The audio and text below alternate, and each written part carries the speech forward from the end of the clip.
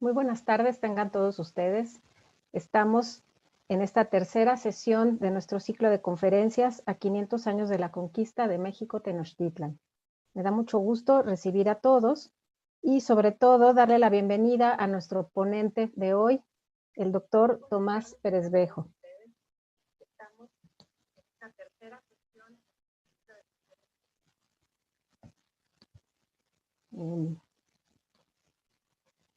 Y le pedimos al doctor Pérez Bejo, por favor, que prenda su cámara mientras yo voy a presentarlo. El doctor Tomás Pérez Bejo es doctor en Geografía e Historia por la Universidad Complutense de Madrid. Actualmente es profesor investigador en el posgrado en Historia y Etnohistoria de la Escuela Nacional de Antropología e Historia.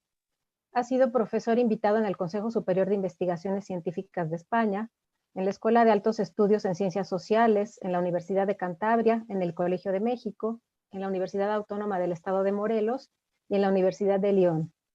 Sus aportaciones más relevantes en el campo de la investigación se incluyen en tres grandes áreas temáticas, dos de conocimiento histórico, que son procesos de construcción nacional en Iberoamérica, siglos XIX y XX, y relaciones México-España, siglos XIX y XX, y una tercera de carácter teórico-metodológico sobre usos políticos de las imágenes. Es investigador nacional nivel 3 del Sistema Nacional de Investigadores en México, y entre sus numerosas publicaciones destacan Nación, Identidad Nacional y otros mitos nacionalistas, España en el debate público mexicano, 1836-1867, Aportaciones para una historia de la nación, Elegía criolla, una reinterpretación de las guerras de independencia hispanoamericanas. Y bueno, pues hoy nos da muchísimo gusto recibirlo con nosotros en esta transmisión del Centro de Enseñanza para Extranjeros de la UNAM. Bueno, y pues sin más le doy la palabra al doctor Pérez Bejo. Bienvenido. Muchas gracias, Guadalupe. Muchas gracias por la presentación. Es un placer estar aquí con ustedes. Y bueno, sin más voy a pasar a mi conferencia, que les voy a hablar de un tema en principio puede sonar un poco extraño, pero voy a explicarles de qué se trata. Voy a hablarles de la forma en la cual la pintura de historia oficial mexicana y española representaron la conquista a lo largo del siglo XIX. Y para eso quiero hacer una pequeña introducción que tiene que ver con lo siguiente. A lo largo del siglo XIX, todos los estados-nación, es decir, no solo el español, sino y el mexicano, sino los de otros países, utilizaron el arte y utilizaron la pintura, en este caso, de lo que voy a hablar yo, para construir relatos iconográficos normalizados sobre el pasado, es decir, relatos que demostraban la existencia de comunidades nacionales y que daban sentido a la historia. La historia dejaba de ser una sucesión de hechos aislados para convertirse en la saga de una nación, la historia que demostraba la existencia de un sujeto histórico que eran las naciones que en el siglo XIX se convierten en los grandes sujetos de la vida política. Eso es lo que se conoce como la pintura de historia oficial y se entiende por pintura de historia oficial porque es una pintura propiciada por el Estado, promovida por el Estado, financiada por el Estado y controlada por el Estado, que es lo que aquí me interesa. Todo ello en el contexto de un nuevo orden político en donde la legitimidad del poder dejó de estar basado en la voluntad divina, por la gracia de Dios, que es lo que decían los documentos oficiales, para hacerlo en nombre de la nación. Para eso era necesario mostrar que estas naciones existían y existían como realidades históricas a lo largo del tiempo. En este proceso de recreación de la historia, en imágenes, en un arte controlado, como acabo de decir, por el Estado, la elección de los hechos para representar no fue aleatoria, sino que se eligieron aquellos que se consideraban que demostraban la existencia de una comunidad nacional a lo largo del tiempo y por el contrario se se eliminaron de aquellos otros que se consideraron irrelevantes para la historia de la nación.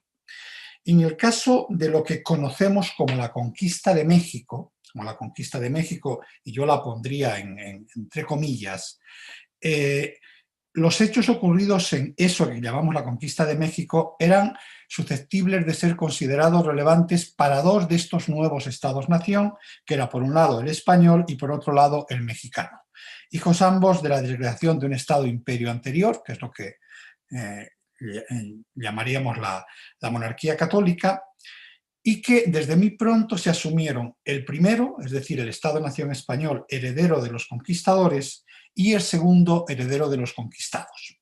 Por lo tanto, digamos que hay una mirada sobre ese momento de la conquista de México, pero de dos perspectivas radicalmente distintas y enfrentadas.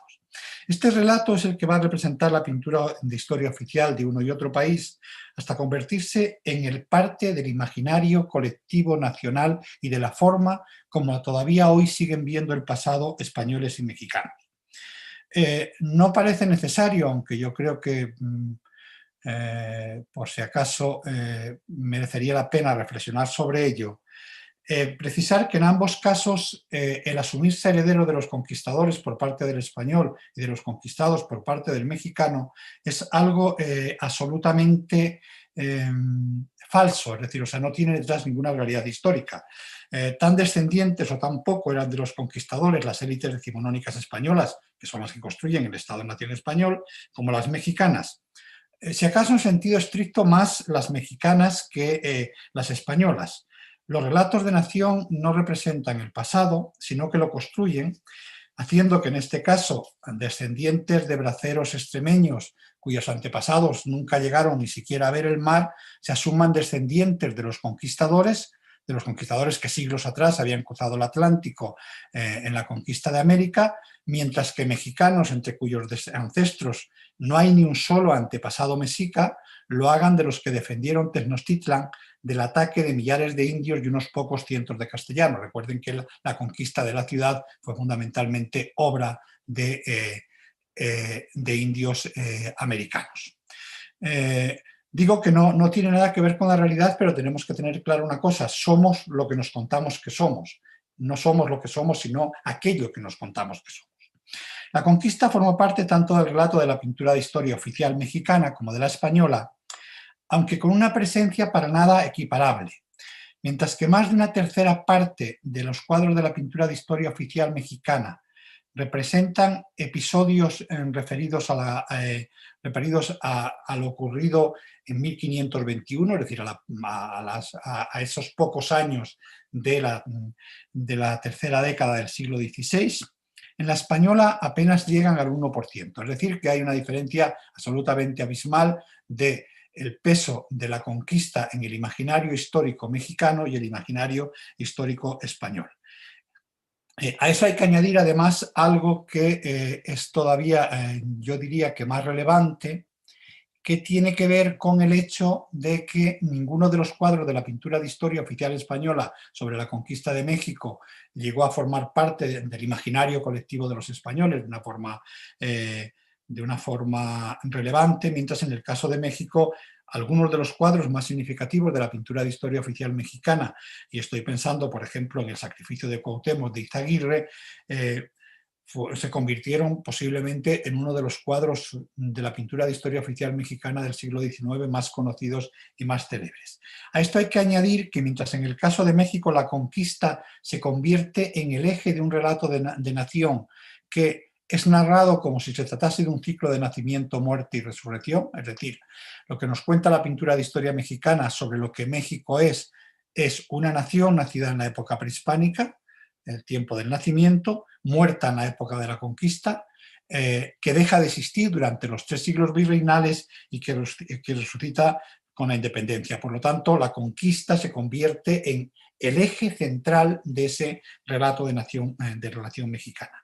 En el caso de España, sin embargo, la conquista es solo un hecho más, ni siquiera el más importante de toda una serie de elementos que definirían el carácter imperial de la nación española, es decir, el carácter de la nación española como una nación de conquistadores que había sido hegemónica en la historia de la humanidad. Y en ese sentido, la conquista de México forma parte de un largo capítulo de imágenes que incluirían el descubrimiento de América, las guerras en Italia, etcétera, etcétera, la conquista del Perú, etcétera. El eje del relato, por lo tanto, en el caso, a diferencia de lo que ocurre con México, no es la conquista en sí, sino la conquista como parte de esa imagen de la nación española, como una nación imperial. Y paso ya a analizar la imagen que construyen, que, insisto, es la imagen que todavía hoy la mayoría de los mexicanos y de los españoles tienen sobre su propio pasado histórico, la pintura de historia de uno y otro país. Voy a empezar por el caso de México porque, como les acabo de decir, es sin duda mucho más relevante que el caso español. Los primeros cuadros de la pintura académica decimonónica mexicana sobre la conquista, estoy pensando en La noche triste de Francisco Mendoza, de 1869, la visita de Cortés al Templo Mayor de México, expuesto por Cazarín en la de 1873, apenas se diferencian de la imagen que en esos momentos estaba construyendo la pintura de historia española. Por lo tanto, no me interesa mucho. Es como si todavía en esas décadas centrales del siglo XIX, las élites mexicanas, ante el dilema de tener que elegir entre el pasado virreinal, del que eran herederas pero contra la que habían construido su independencia, y la herencia indígena, difícil de asumir por un grupo racial y racistamente blanco, optasen por un relato en imágenes en el que México se imaginaba hijo de la conquista. El héroe en esos años centrales del siglo XIX es todavía Cortés y no Cuauhtémoc, y estoy hablando, insisto, de la pintura de historia mexicana. El eco público de estos dos primeros cuadros de historia sobre la conquista fue muy menor. En realidad tampoco ni siquiera pueden considerarse pintura de historia oficial, ya que a pesar de ser llevados a las exposiciones de la Academia, de San Carlos, ninguno de ellos fue adquirido por el Estado, que era el objetivo central de toda pintura de historia, pasar a formar parte de las colecciones públicas.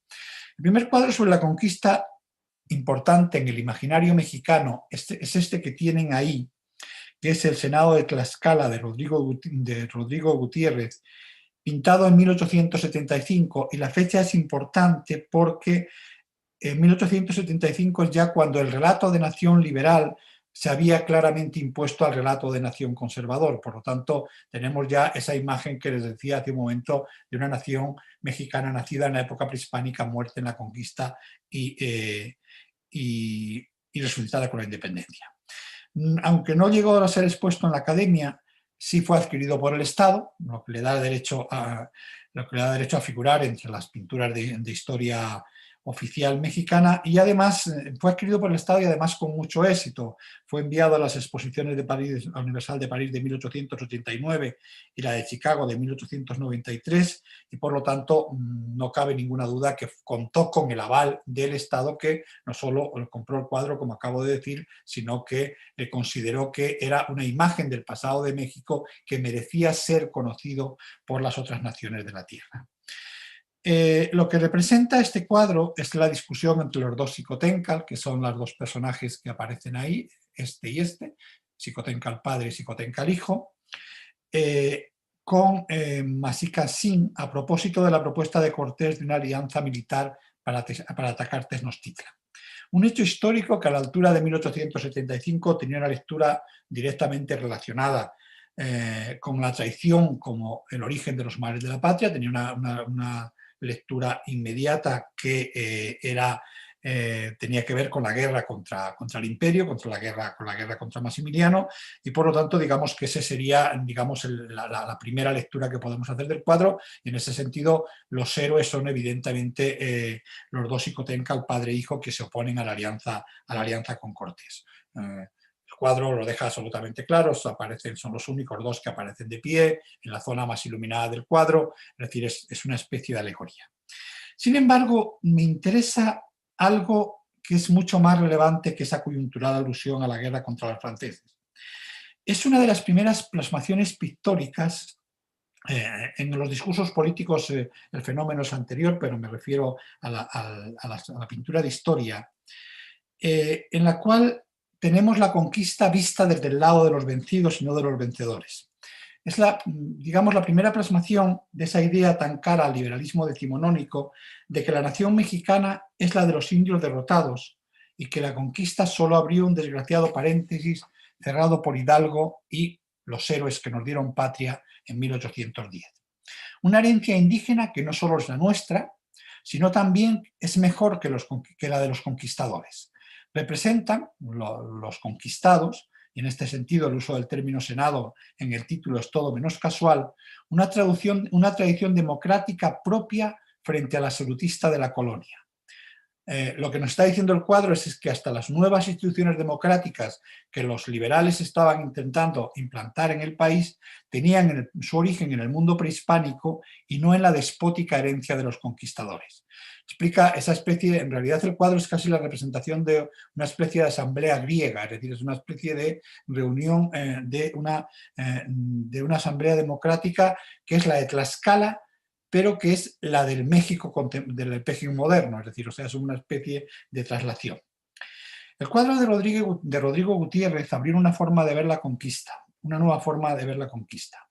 Las pinturas inspiradas en la llegada de los conquistadores al altiplano mexica se volvieron cada vez más frecuentes y con una visión cada vez más negativa y sangrienta.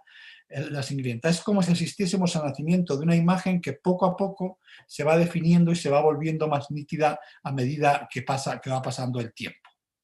El Estado-Nación mexicano se asumía heredero de los vencidos, no de los vencedores, y como consecuencia los hechos ocurridos a comienzos del siglo XVI debían de ser vistos representados bajo sus aspectos más negativos. Carentes de cualquier carácter épico y mostrándose a la luz de la historia no como algo lejano ocurrido en el pasado, sino como algo todavía vivo, dolorosamente presente y susceptible de un juicio moral. La conquista empieza a ser vista como un dilema moral entre quiénes son los buenos, quiénes son los malos, y quiénes son los nuestros y quiénes son los otros.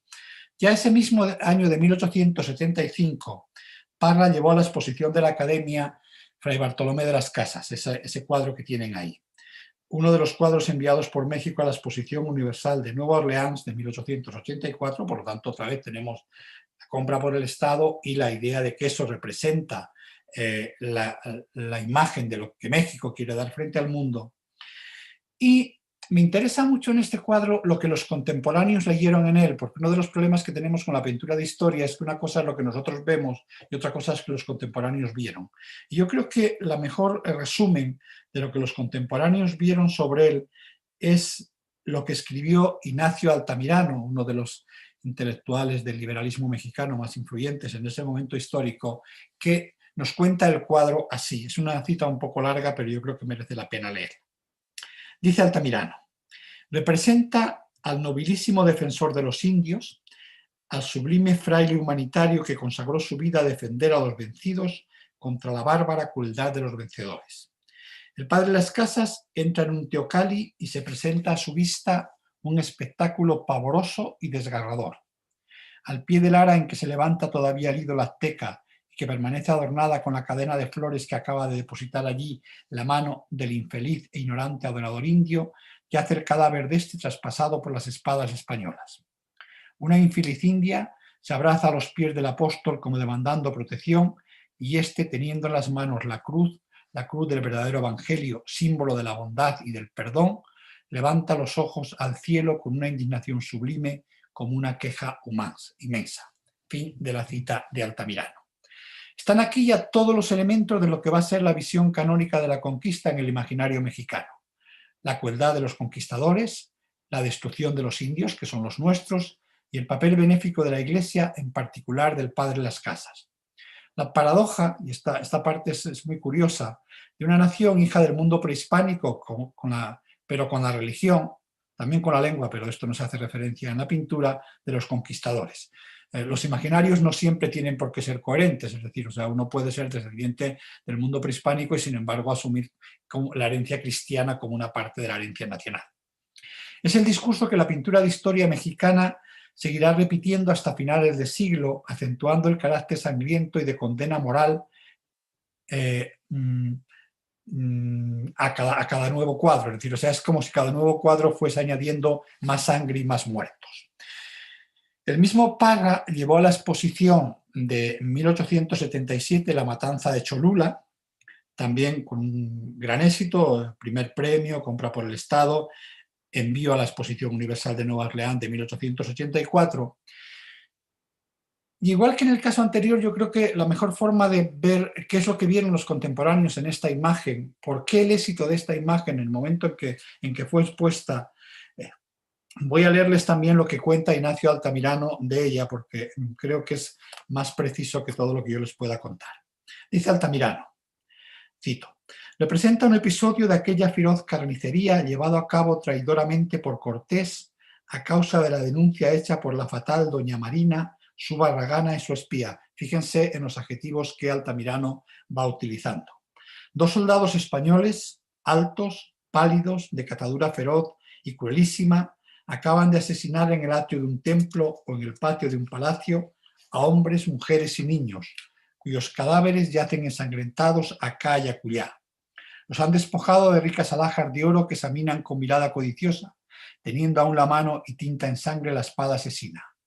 Una india joven, aterrada hasta el estupor, hasta el tedio, se ve en primer término, y luego en segundo término los muros de un vasto edificio, las estatuas aztecas, las calles, escombros, algo en que se adivina la destrucción y la matanza. Los cuervos acudiendo al olor de los muertos. En fin, corre en la escena un aire de exterminio que se siente en todo, que cubre como un velo lúgubre y trágico las piedras, los cadáveres, el semblante verdoso y ceñudo de los españoles y sobre todo el estoico y desesperado de la joven india. Fin de la cita. Esta imagen negativa y sanguinaria tiene su culminación en el tormento de Cuauhtémoc de Leandro Izaguirre, uno de los mayores éxitos de toda la pintura de historia oficial mexicana del siglo XIX. Expuesto por primera vez al público en la Nacional de 1898, fue adquirido ese mismo año por el Estado en 3.000 pesos, la cifra más alta pagada en todo el siglo XIX por una pintura en México, reproducido en grabado por las principales revistas ilustradas de la época y enviado a la Exposición Universal de Chicago de 1893 y a la de Filadelfia de 1926. Consiguió además algo a lo que toda pintura de historia oficial aspiraba. Por un lado, convertirse en la imagen real del hecho histórico, esto es lo que ocurrió en el imaginario mexicano, esta sería la forma en la que se produjo el sacrificio de Cuauhtémoc, el martirio de Cuauhtémoc, pero sobre todo consiguió convertirse en la imagen en la que una nación se reconoce y se identifica. En realidad no es Cuauhtémoc quien está siendo torturado en esta pintura, es la nación mexicana la que sufre estoica la crueldad de unos conquistadores que han conseguido vencerla pero no someterla.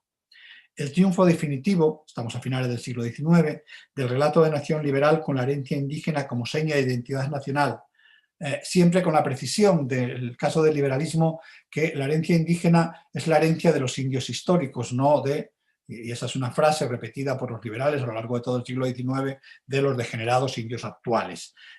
Una especie de frase hecha que, como digo, se repite. Junto a esta visión convive otra en la que la conquista es vista de forma más neutra, incluso favorable a los conquistadores, pero cuya influencia en la construcción de un imaginario nacional fue mucho menor. Ninguno de los cuadros de esta otra corriente, digamos, que voy a enumerar a continuación, aunque sin detenerme tanto en ellos, aunque más numerosos, tuvo un eco público equiparable a los de Parra o Izaguirre, fueron de alguna manera menos oficiales que los que acabo de representar.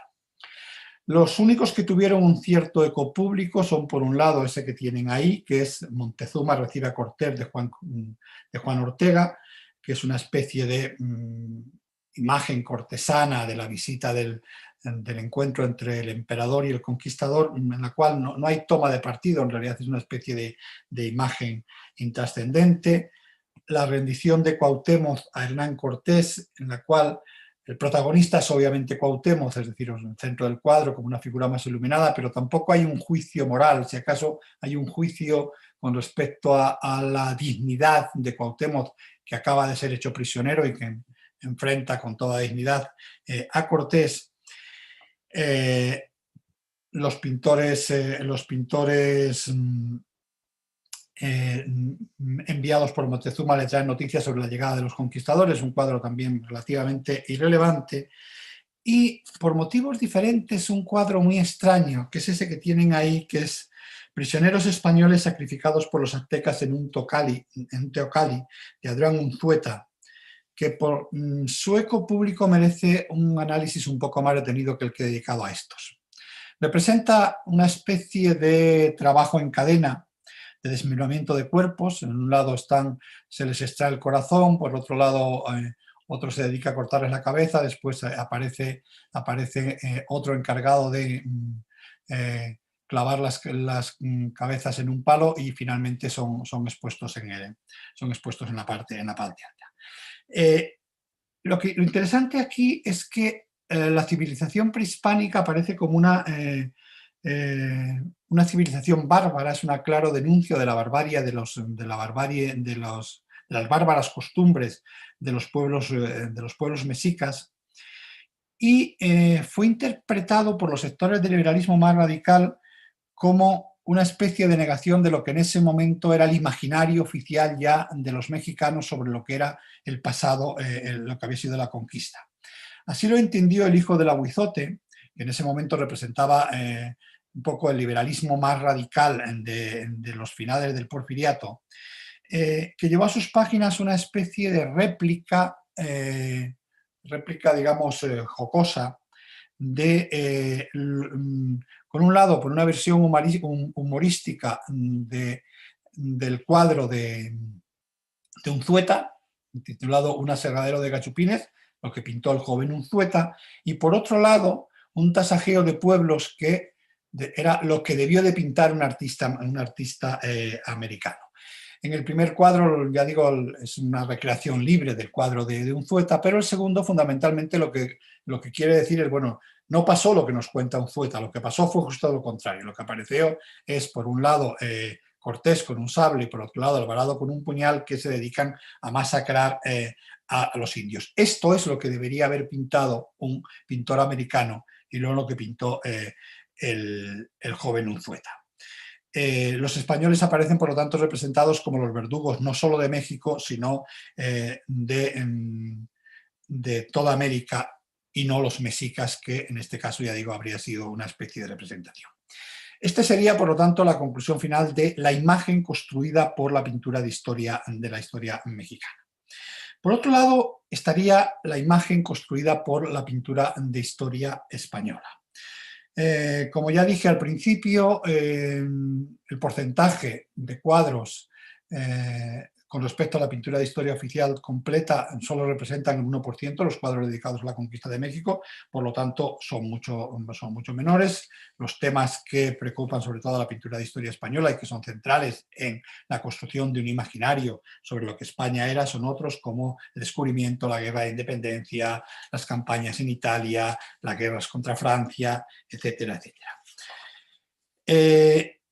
Por lo tanto, cuando Cortés aparece representado en un cuadro de historia español, como les decía también al principio, no representa la conquista de México. Lo que representa es el espíritu, el carácter imperial, belicoso y caballeresco de la nación española.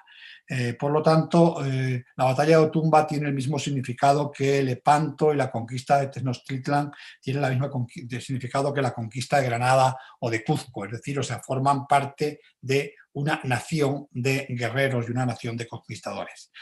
Eso, por lo tanto, nos lleva a plantearnos una forma distinta de leer estas imágenes, porque habría que incluirlas dentro de ese otro conjunto de cuadros de imágenes que muestran el carácter imperial de la nación española.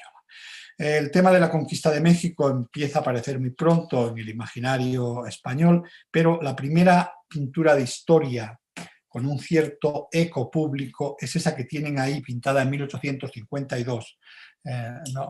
Les pongo una fotografía porque no tengo un original de la foto, está en el Palacio Real y me ha sido imposible conseguirla. Es una pintura que fue comprada por Isabel II en 100.000 reales, es una cantidad relativamente significativa, y es una especie de apoteosis de Cortés, es decir, Cortés aparece en un caballo blanco, casi una especie de recreación de lo que son los retratos habituales en el barroco de la figura de Santiago, enarbolando el estandarte de los aztecas que le ofrece uno de sus soldados, y a sus pies aparecen los ejércitos mexicas derrotados, prácticamente pisoteados por su caballo. Es, por lo tanto, una imagen triunfalista de la conquista que, como ya les decía, es solo un capítulo más de la historia de esa nación de guerreros y conquistadores. A partir de ese momento los cuadros sobre la conquista se van reproduciendo, pero curiosamente no tanto con ese carácter triunfalista como el que acabamos de ver ahí. Ya en la primera exposición nacional, la primera exposición nacional de Bellas Artes en España en el siglo XIX, organizada en la Academia, tiene lugar en 1856, fue premiado con medalla de segunda clase este cuadro de Carlos María Esquivel y Rivas, que representa la prisión de Cuatimocín, último emperador de los mexicanos por las tropas de Hernán Cortés, y su presentación a este en la Plaza de México. Representa a Hernán Cortés en este caso a Cuauhtémoc, con un gesto de una cierta caballerosidad frente a un Cuauhtémoc que por otro lado aparece representando como un personaje orgulloso, altanero, que se está dirigiendo directamente al conquistador. Es una visión, por lo tanto, absolutamente benévola de la conquista, en la que pareciera que no hay vencedores ni vencidos. Los dos personajes son los personajes centrales y interesa, yo creo que sobre todo resaltar la caballerosidad del conquistador español. Es una imagen que, por otro lado, formará parte continua de la imagen que sobre España y los españoles se va a hacer la pintura de historia oficial, en la cual la caballerosidad aparece como un rasgo innato del carácter español. En la siguiente exposición, en la de 1858, Antonio Gómez Cros presenta un cuadro titulado Hernán Cortés entrando en el aposento de Moctezuma, que representa al conquistador ordenando encadenar al emperador azteca. A diferencia del anterior, y algo bastante raro en esta especie de subgénero de encuentro entre conquistadores y conquistados, el tema no es la caballerosidad del vencedor hacia el vencido, sino su voluntad de dominio. De hecho, el título completo es el que tienen ahí, que es Hernán Cortés, el célebre conquistador de México, entra con la intérprete doña Marina y 3 o 4 de sus capitanes en el aposento de Moctezuma y con imperio y resolución le manda poner unos grillos. Es por lo tanto, digamos que la imagen de el Cortés conquistador belicoso y que muestra su carácter de conquistador. Caso aparte, son dos cuadros que me voy a detener un poco más en ellos, que los vamos a ver juntos porque yo creo que son muy interesantes a la hora de ver el imaginario español sobre la conquista comparado con el imaginario español sobre lo que había sido la conquista de Inglaterra, que son dos cuadros, uno representando la conquista anglosajona, que es ese que tienen ahí, que es el desembarco de los puritanos en América del Norte, y otro que es ese que tienen ahí, que es Hernán Cortés quemando las naves, pero que fue también conocido como la colonización de México. Responden los dos a un encargo de un indiano cubano, Miguel Aldama, y nacieron con la voluntad de representar dos imágenes de lo que era la colonización española y lo que era la colonización inglesa, vista desde la perspectiva del relato de nación español. Una forma de entender, de ver dos formas de entender el mundo diferentes. El primero, que es este que tienen ahí, fue encargado a Gisbert, que era el pintor de los liberales y representa el desembarco de los puritanos en América. Es un cuadro enormemente exitoso, finalmente acabó formando parte de las colecciones del Senado. Gisbert elige para representar la conquista anglosajona el momento en el cual los peregrinos llegan a la costa de lo que hoy actualmente son los Estados Unidos, y Francisco Sanz, que es a quien le encargan el de español, elige por el contrario la quema de las naves por Hernán Cortés a su llegada a Veracruz. Es decir, digamos que representan dos episodios simétricos, la primera, la llegada de unos y de otros, en un caso a México y en un caso a lo que hoy es México y en otro caso a lo que hoy es Estados Unidos. La colonización inglesa, tal como la representa Gisbert, es representada como un acto normal, como un acto casi cotidiano, mientras que la española eso es el resultado de un acto de valor, de una decisión trágica en la que la voluntad del individuo se impone sobre las circunstancias que lo rodean. El cuadro de Gisbert, que como digo era casi algo así como el pintor oficial del sector progresista, el sector más radical de los liberales españoles, Los puritanos representan la huida de un poder despótico con una obvia voluntad de identificación puritanos progresistas, el símbolo de una larga lucha por la libertad que había tenido en la fundación de los Estados Unidos uno de sus grandes sitios.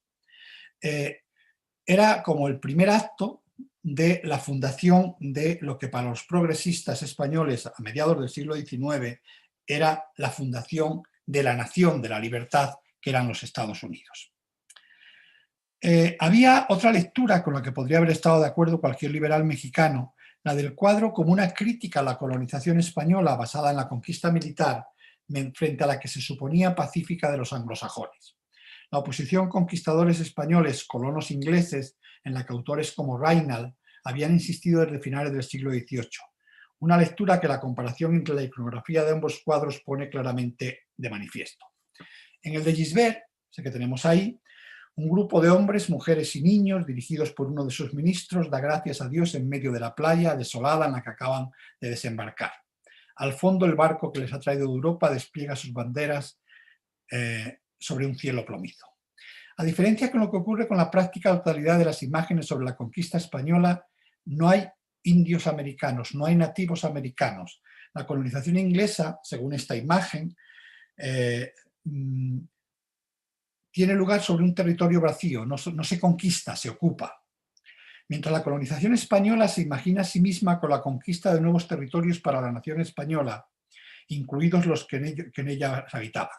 La inglesa, al menos en el cuadro de Gisbert y en la lectura que le hizo la crítica contemporánea, se imagina como la fundación de una nación nueva que nada tiene ya que ver con aquella de la que vienen en un territorio sin historia.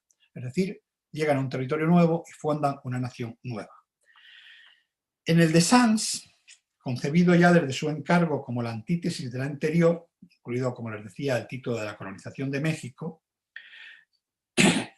en el centro del cuadro aparece el gran protagonista Cortés, en el centro del cuadro a caballo y dirigiéndose a sus compañeros, y en el otro lado aparecen los indios que nunca faltan en un cuadro de conquista española. Es decir, a diferencia de lo que ocurre con la anglosajona, no llegan a un territorio vacío, llegan a un territorio al cual conquistan. No colonizan una tierra vacía para fundar una nueva nación, sino que conquistan a otra para someterla a la española.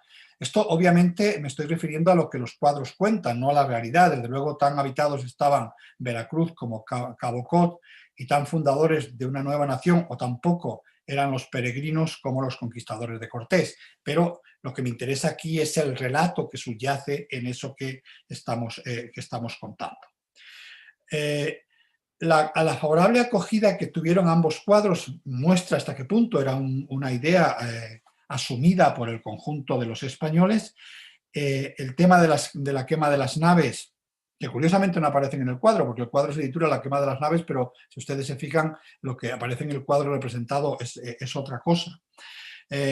Fue considerado unánimemente como digno de figurar en un cuadro de historia porque representaba la esencia de la conquista española en América. El heroico o descabellado gesto de Hernán Cortés mandando quemar las naves para evitar a sus hombres la tentación de una posible retirada fue unánimemente considerado como ejemplo de lo que había sido la conquista española.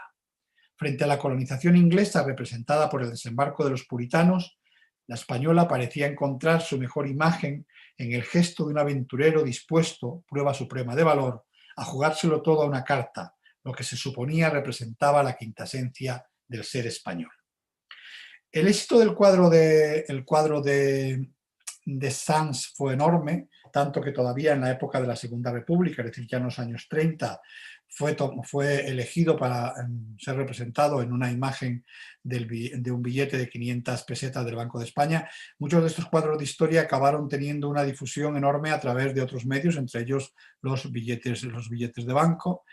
Hizo que a partir de ese momento los cuadros de historia sobre la conquista de México se sucedieran.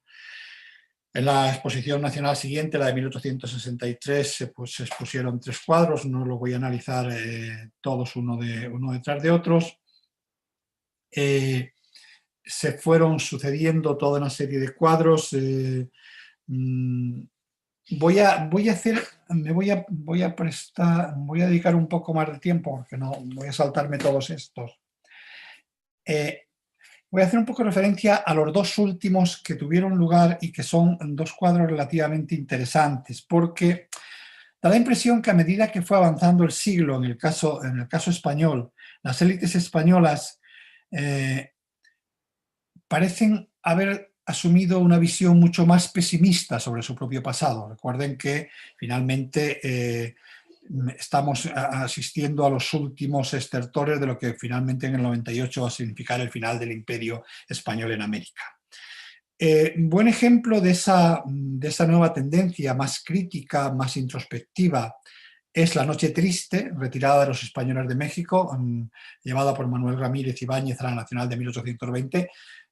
Se representa un hecho que había sido, no se representa la conquista, sino una derrota, es decir, por lo tanto, una especie de imagen melancólica de la primera derrota de Cortés, que aparece sentado sobre una peña con un gesto abatido, con el brazo, la cabeza apoyado sobre los brazos. A su lado aparece doña Marina, la Malinche, una imagen además ya en estos finales de siglo con un cierto vínculos con lo que puede ser la pintura simbolista, y al fondo los restos de su derrotado ejército que están abandonando el campo de batalla. Es, por lo tanto, digamos, esa visión de una España mucho más introvertida y mucho menos segura de lo que había sido el episodio de la conquista. El ciclo de Cortés, el ciclo sobre Cortés y la conquista de México se cierra con este último cuadro, que es un cuadro actualmente desaparecido, por lo tanto es una reproducción fotográfica del siglo XIX, la que les presento ahí, que representa a Hernán Cortés ante Carlos V, que es obra de José Uría y Uría. Está inspirado en la conquista de México de Prescott, fue expuesto también en esta misma Nacional de 1890, y representa el primer encuentro tras la conquista de México entre el emperador alemán y el conquistador extremeño, con el conquistador extremeño acompañado de los presentes que trae de lo que era la riqueza de la Nueva España o el imperio que acaba de conquistar.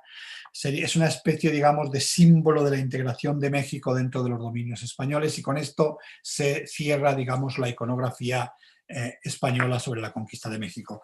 Como les decía, hay otros muchos cuadros más, pero digamos que no añaden demasiado al discurso de estos, que serían un poco el eje central de ese discurso. ¿Qué conclusión podemos sacar de esto? Que un poco es lo que me interesa aquí sobre el imaginario mexicano y español sobre la conquista. Esta sucesión de cuadros sobre la conquista de México en la pintura oficial española y mexicana permite sacar varias conclusiones, no sobre historia del arte, no sobre pintura, sino sobre el imaginario colectivo de ambos países sobre ese hecho histórico que, conocemos como la conquista de México. Para ambos imaginarios, el español y el mexicano, la conquista del Imperio Azteca es importante, pero de forma radicalmente diferente. Mientras que para el mexicano, y esto estarían reflejando todas las pinturas de las que les acabo de hablar, más otras cuantas que me he saltado, es uno de esos episodios históricos claves en la definición de la nación. Es decir, lo que México es gira de forma obsesiva, y yo diría que incluso más que obsesiva, casi enfermiza en torno a la conquista.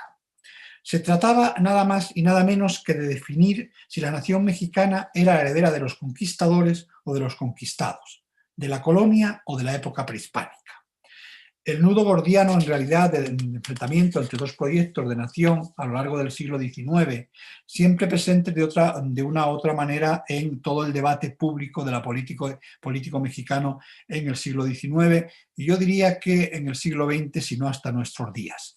Uno, que encontrará expresión en la historia de México, como ya les decía, como un ciclo de nacimiento, muerte y resurrección, con la conquista convertida en la muerte de México y los 3 siglos virreinales en el no México, es decir, los 3 siglos virreinales no forman parte de México ni forman parte de lo que México es, y otro que encontrará expresión en la metáfora del hijo que, una vez llegado a la edad adulta, abandona la casa paterna para crear otra nueva, con la conquista convertida en el nacimiento de México.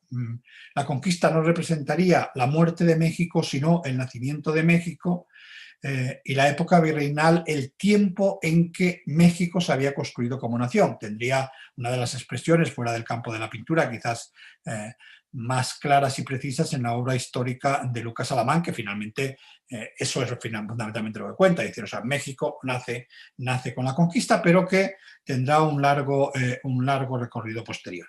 Dos relatos incompatibles. El primero sería el finalmente triunfante, es decir, el que finalmente ha logrado instalarse en el imaginario mexicano, tal como muestran todas las imágenes que les he mostrado de la pintura de historia oficial, pero con el segundo, y eso me interesa resaltarlo, siempre de alguna manera presente, y eso mostrarían esas otras pinturas que les hice referencia y que tuvieron también un relativo éxito, aunque ninguna, como digo, llegó a lo que es el sacrificio de Cuauhtémoc. Para el español, la conquista es también clave, pero de una forma distinta. No por el hecho en sí, sino porque junto a otros hechos del mismo tipo muestra aspectos que se consideran consustanciales a la identidad de España como nación, carácter guerrero, tradición imperial, básicamente. Aunque casi siempre con una especie de discurso implícito de una conquista benévola.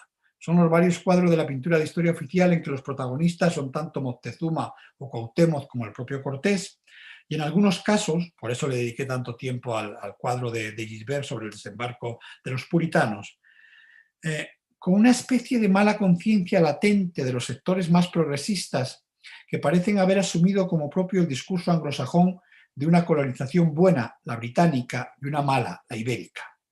Son estas diferencias las que explican las diferencias, valga la redundancia, entre unas y otras imágenes. Mientras que en la versión mexicana, salvo en las que podríamos denominar proyecto de nación conservador, que siempre con la salvedad de que se trata de un conflicto identitario, por lo tanto, no necesariamente el conflicto identitario, las líneas de fractura coinciden con las líneas de fractura ideológica. Digo que en ese sentido los hechos de la conquista, vistos desde la perspectiva del imaginario mexicano, tienen siempre una lectura básicamente moral.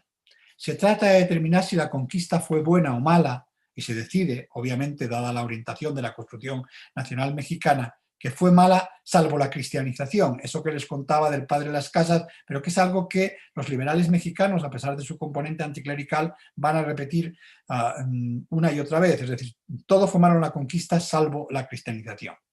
En la versión española, este carácter moral falta casi por completo. No se trata de discutir sobre la conquista fue buena o mala, sino de mostrar aquellos rasgos que el relato de nación español considera distintivos del ser nacional de España y de los españoles: valor, caballerosidad, espíritu bélico, cristianismo, etc. La conquista como el decorado donde representar las virtudes del carácter español. La conquista no es el argumento, es solo el escenario. Algo que impregna de manera general toda la visión española sobre América, imaginada siempre como el escenario de una epopeya española, pero no como una realidad con vida propia. Interesa la conquista, por ejemplo, pero no la colonización. No hay un solo cuadro de la pintura de historia oficial española que represente hechos del siglo XVII o del siglo XVIII. Es decir, la colonización de América es algo que no entra dentro de ese discurso. Hay en el caso español otro aspecto enormemente complicado y al que merecería prestar más la atención del que puedo dedicar aquí, porque quiero acabar ya, que es el pasado como justificación del presente. Finalmente, en el discurso histórico español del siglo XIX, lo que subyace cuando se representan hechos de la conquista de México es la idea de una nación que ya no es un imperio, pero lo fue. Por lo tanto, el imperialismo la conquista de América como una especie de imperialismo de sustitución. No somos un imperio, pero lo fuimos. Y en ese sentido tiene un fuerte componente de reivindicación del pasado y no del presente. No era un imperio, pero lo había sido. Esos son lo que las pinturas del descubrimiento, la conquista de México o la conquista de Perú, de la cual también hay otra larga colección de pinturas, estarían mostrando. Y con esto quiero acabar. Finalmente, ¿cuál es el interés de esto que estoy contando aquí, al margen de la peor o mejor calidad de algunas de estas pinturas, en algunos casos excelentes, en otros casos no tanto? Sino lo que me interesa destacar aquí es cómo los estados, tanto el español como el mexicano, consiguen construir un relato sobre la conquista en función de la historia de la nación que cada uno está contando, que todavía forma parte del imaginario colectivo de españoles y mexicanos hasta nuestros días. Decía al principio, y lo repito, una nación es la fe en un relato, y lo que hace la pintura de historia es construir ese relato con imágenes. Muchas gracias.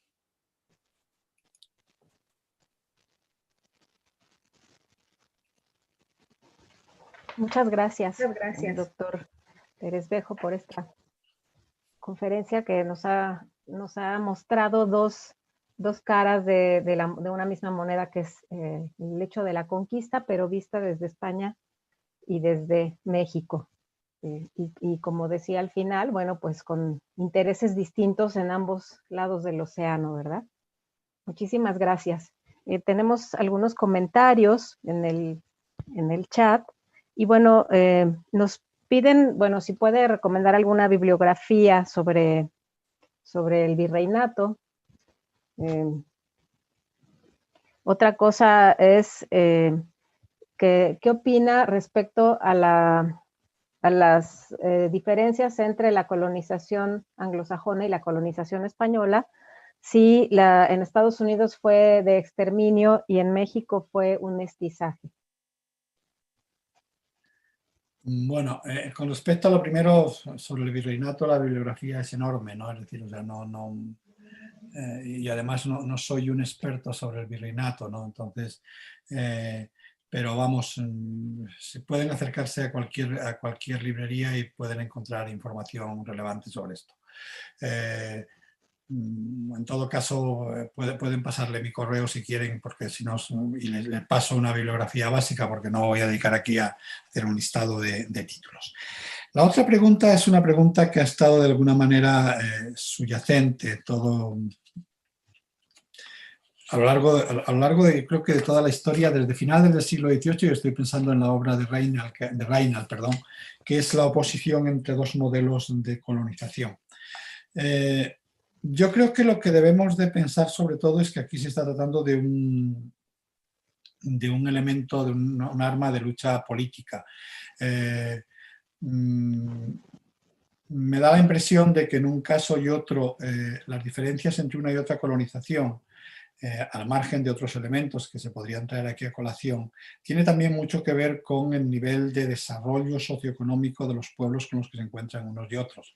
Finalmente, el fruto del mestizaje es el resultado de, en el caso de la conquista del mundo mesoamericano, de sociedades en las cuales lo que hacen los conquistadores es directamente ocupar el lugar que habían ocupado antes las élites de una economía relativamente desarrollada, que eran en este caso las élites del Imperio Azteca. Mientras en el caso de muchos de los pueblos del mundo que van a colonizar el mundo anglosajón, se encuentran con estructuras políticas mucho menos complejas y en las cuales el establecimiento de relaciones de dominio son mucho más complicadas. De hecho, no hay demasiada diferencia entre lo que fue la colonización anglosajona en el caso de los Estados Unidos y lo que va a ser la colonización primero española y después del propio Estado argentino sobre su propio territorio en los indígenas de la zona de la Pampa y de la Patagonia. Es decir, que no sé si hay tanto un asunto a priori como un asunto simplemente de las condiciones de una y otra conquista. Muy bien, muchas gracias. También preguntan, ¿cuáles considera que son los elementos más importantes para la conformación de una identidad nacional durante el siglo XIX? Yo considero que básicamente tenemos que partir de un hecho. Primero, esa especie de asociación de Estado-Nación, que se han convertido casi en una especie de términos sinónimos, que es el Estado contemporáneo, es una creación del siglo XIX fundamentalmente, y básicamente no es que las naciones construyan estados, sino que los estados construyen naciones. ¿Cómo se construyen naciones? Bueno, una nación se construye, como decía en algún momento de mi conferencia, una nación es un relato de origen, es un relato que nos cuenta quiénes somos. Entonces, fundamentalmente lo que ocurre en el siglo XIX en México y en España, en ese caso en los dos países, porque quiero dejar claro, sí, es algo que no sé si dejé suficientemente explícito en la exposición. Tanto el Estado-Nación español como el Estado-Nación mexicano son dos estados nacidos, construidos en el siglo XIX sobre las ruinas de lo que había sido un Estado-imperio anterior, que es la monarquía católica, y no son herederos de la monarquía católica ni el uno ni el otro. ¿Cómo se construye una nación? Una nación se construye construyendo un relato sobre lo que somos, es decir, toda identidad descansa en un relato de identidad que nos dice qué es lo que somos. A lo largo del siglo XIX, ¿qué es lo que hicieron los estados-nación, lo que después van a ser los estados-nación? Lo que hacen es construir un relato que explican la existencia de esa nación, pero no porque, por eso existen las historias nacionales, pero no porque las historias nacionales, no existen historias nacionales porque existen naciones, existen historias nacionales porque hay un Estado que construye una nación y por lo tanto necesita una historia para esa nación. Por lo tanto, a la pregunta que me hacían, fundamentalmente lo que hacen los estados a lo largo del siglo XIX, utilizando no solo la pintura, sino la literatura, la prensa, las historias oficiales, el México a través de los siglos, es construir un relato que muestra la existencia de una nación mexicana intemporal y la existencia de una nación española intemporal. Claro, en ese sentido es muy interesante el caso mexicano. Por eso he hecho todo el tiempo esa idea de la conquista de México, porque en realidad se convierte la conquista de una mínima parte de lo que es el centro del actual altiplano mexica, se convierte en la conquista de México, un México que obviamente en esos momentos no existía. Es decir, lo que pasa es que eso acaba construyéndose en la conquista de México y Cuauhtémoc acaba siendo el antepasado de todos los mexicanos. Es decir, los niños de Campeche y los niños de Baja California, lo que se les está enseñando es una historia en la cual todos son descendientes y herederos de Cuauhtémoc, aunque desde luego no tengan nada que ver entre sus antepasados con Cuauhtémoc. Ese sería un poco cómo se construye una nación, me preguntaba usted. Se construye una nación construyendo un relato en el cual la protagonista no son los individuos, sino la nación. Una nación mexicana, una nación española que atraviesa los siglos a lo largo del tiempo. El título de la gran historia del México del siglo XIX es en ese sentido enormemente relevante, México a través de los siglos, y que ella es la protagonista, la nación, no los individuos que la constituyen. Muy bien, muchas gracias. Y bueno, una última pregunta, porque sabemos que ya es muy tarde por allá, ¿verdad? Ya estoy desvelado, o sea que Sí, ya pueden seguir. desveladísimo. ¿La elaboración de las pinturas españolas se realizaba por encargo, estas pinturas? Y de una vez No, pregunto yo, ¿las mexicanas también eran pinturas sí, por no, encargo? me iba a adelantar a su pregunta, Guadalupe. Tanto las mexicanas como las españolas había varios casos. Había uno que había encargos, ¿no? Es decir, o sea, el Estado encargaba determinados temas. Esas serían las más obvias, ¿no? Cuando el Estado encarga, por ejemplo, estoy pensando en el caso español, encarga una serie de pinturas para decorar el Palacio del Congreso. Entonces, ahí tendríamos un caso concreto. Pero normalmente el sistema era más sofisticado, más complejo y más eficaz. Una de las características que creo que se lo había puesto en las imágenes que les he presentado es que todas estas pinturas tienen lo que define a las pinturas de historia, al margen de que representan hechos del pasado, etc., es un género definido también por el tamaño. Son cuadros de 2 por 3 metros, es decir, son cuadros gigantescos que tenían dos peculiaridades. Una, para ser pintados, un pintor se pasaba varios años antes de llevar a cabo uno de estos grandes cuadros de historia, porque eran, ya digo, cuadros enormes en los cuales además era el género por excelencia, era un pintor para demostrar su valía artística, tenía que hacer un cuadro de historia, pero además, dado su tamaño, solo tenían sentido para ser adquirido por las instituciones públicas, es decir, por el Estado. Entonces había una forma indirecta por la cual el Estado definía los temas que se tenían que pintar.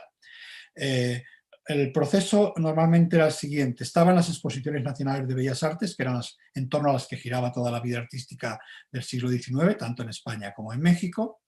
Los pintores llevaban a esas exposiciones sus grandes cuadros de historia porque eran los que demostraban la valía artística de un pintor, pero esos cuadros, si no los compraba el Estado, no los podía comprar nadie.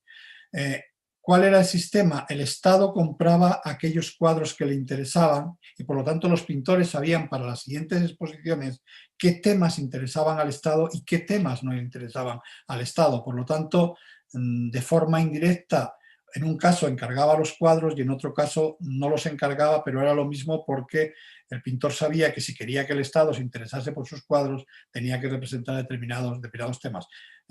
Pongo un ejemplo que quizás lo resuma de forma muy clara. ¿Por qué Izaguirre pinta un cuadro que es el sacrificio de Cuauhtémoc y no ningún pintor del siglo XVIII se le hubiese ocurrido pintar el sacrificio de Cuauhtémoc sino San Lorenzo asado a la parrilla?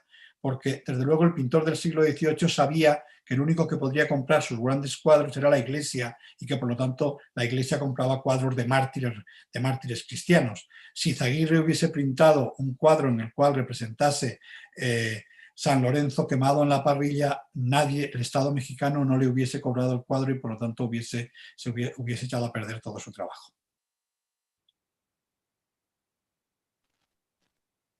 Muy bien, pues muchas gracias, doctor Pérez Bejo. Le agradecemos mucho la exposición y las preguntas, bueno, las preguntas que ha respondido y sobre todo, bueno, pues que nos haya acompañado con esta conferencia tan novedosa en la pintura de historia desde México y España. Muchísimas gracias. Muchísimas gracias a usted, Guadalupe. Ha sido un placer estar con ustedes. Gracias, igualmente. Y bueno, los invitamos a todos los que nos han acompañado en esta transmisión a la última conferencia de este ciclo, el próximo miércoles 14, con la conferencia México Tenochtitlan en la percepción cultural europea. Nos dará mucho gusto que nos acompañen, les agradecemos su asistencia y sus comentarios, y bueno, gracias también al equipo del CEPE, y nos vemos el próximo miércoles. Hasta luego, doctor. Muchas gracias. Buenas noches. Hasta luego, muchas gracias. Buenas noches.